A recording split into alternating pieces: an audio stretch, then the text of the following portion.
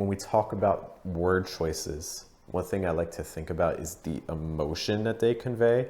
We can kind of think of every word as having an emotional pH. There really aren't that many words that are inherently neutral. Like some things, they can even be just like slightly positive or slightly negative or slightly angry or slightly happy. And context can also help determine that a little bit too. But I want to see what are some words that especially draw in some emotion on part of the reader, that kind of impart some associations that we can kind of start piecing together the projection that we want our reader to pick up on emotionally. So some things that I notice here, I noticed the word dance.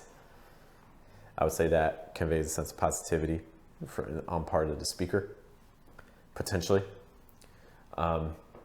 Youthful, a lot of bright language, right? Like the dancing, the youthful. The lowercase I could maybe suggest something in terms of how does the speaker view themselves, almost like minimalizing them, potentially. It can also convey a sense of maybe even like disassociation.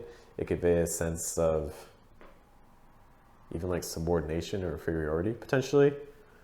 So that's kind of something I want to see what's happening with the speaker. Why are they referring to themselves with a lowercase I? I dance upon the wind like a youthful rose. Sticking out my tongue. I think that's really interesting. To me, that conveys kind of a playfulness, something kind of almost childish, right?